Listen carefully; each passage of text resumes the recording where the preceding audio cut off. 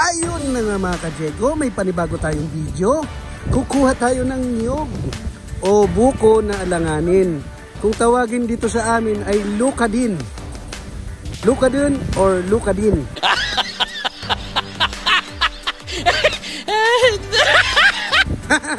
Lukadin. At ang mga ngawit nga sa aming buko, si Brad Adoris.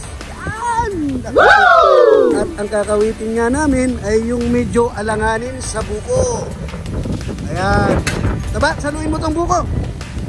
At bubuksan na nga guys itong buko na sana ay medyo alanganin sa buko.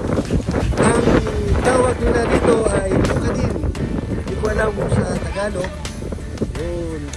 At binuksan na nga ang buko. Bukong alanganin. Yan. At may project tayo. Magluluto tayo ngayon guys ng pinangat. O kung sa Bicol ay tawagin ito ay tinaktak.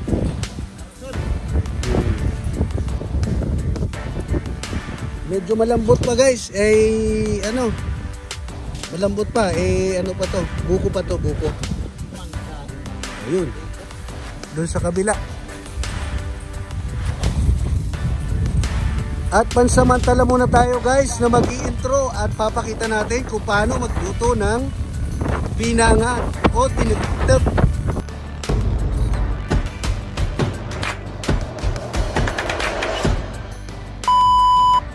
At syempre mga ka-Diego, hindi mawawala ang sili sa inan tulad ng pagluluto.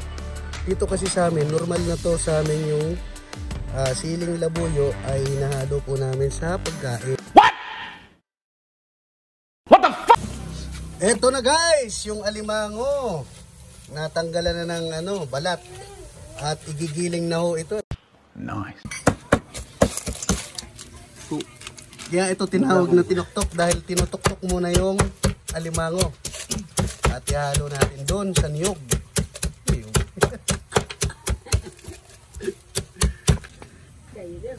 At ito na nga po yung pampalasa. Titik-tik na. Ibang mo man yan iya. Iwas mo na suka, asin, bitchin, magic sarap. Suka, asin, bitchin, magic sarap. Ang pangahalo natin dito sa kinayod. At yung mga kalamay, ipagkat muna natin ng 2 beses. At nilagyan po natin ng suka.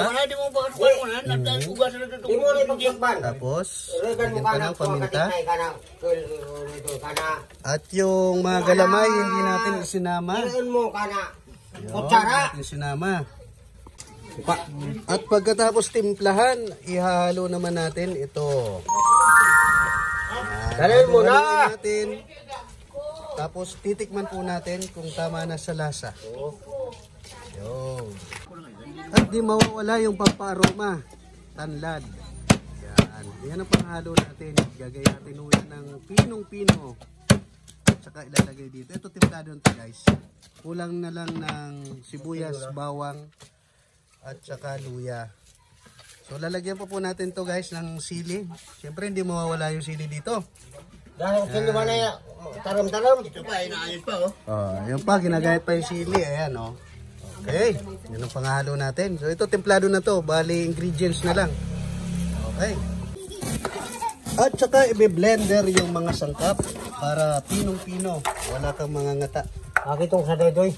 Ito ang technique para hindi siya nawawarak yung tinuktok. Lalagyan po natin sa gitna ng dahon ng saging. Yan. At yun na nga mga ka-Diego, binalot na. Ayan na ang tinuktok. Pagkatapos balutin ay itatali. Yan. Ito po ang hindi manghang at ito naman ay lalagyan namin ng sili. Alright, ito na po. Ganyan po ang paglalagay. Lalagyan po ng dahon ng saging para hindi siya mawarak. Ito ba guys ito ah? Ari. Dito migasi. Ha? Dito migasi. Matalan? Ayan, binalot na ho. Tulo man kayo doon ay. Yan. Yan ang pinangat o tinatawag namin dito sa ringkunada na tinoktok. At binlender na yung sili. Ayan, syempre mga ka-Diego, di mawawala yan sa sa tinoktok. Isang manghang at isang hindi. Yung para sa hindi kumakain ng manghang. Yan, dati tinutuktok lang yan nung hindi pa uso ang blender. Ngayon biniblender na. Mas madali ang proseso. Yan mga ka-Diego, hinahalo na po at ilalagay dito.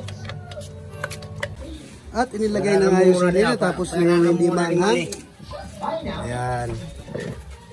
Ito naman yung lalagyan natin ng kuhan. Ito yung mahanghang. Yan may mga sili na. Pagkatapos po, ilagay dun sa dahon ay itatali naman po. Para man ang kadit. Yung pagkatulog yung kading katnya. Kulang pa. At yun na nga ka-Diego, titignan natin. At hindi pa po luto. Bali nakaka 20 minutes pa lang tayo. Yan. Sinalang na po namin sa kaldero. Ang kaldero po natin ay nasa 30 kilos yata. Kung saan nga ng kanin o bigas. At yun na nga ka-Diego, juicy talaga yung pagkaluto ng aming tropa. Sulit na sulit talaga. Solid talaga. Napakasarap talaga nito mga ka-Diego. Ayan na nga At ang ating tagaluto, si Kuya Adonis. Yun. Talagang pinamantika po nila talaga yung pagkagata. Napaka-creamy. Sulit po talaga yung pag ito'y kinain. Ayan. So, umabot tayo ng 45, 1 hour po yung pagkaluto ng kasi kanina tinikman po namin 30 minutes, medyo makati pa yung daing. So, ito na ka-Diego. Kakain na nga po kami, magbubudol po kami. At yun na nga ka-Diego, magbubudol pa tayo. Eto na mga ka-Diego, pupwesto na kami mga ka-Diego. Eto na. Maraming salamat sa panonood.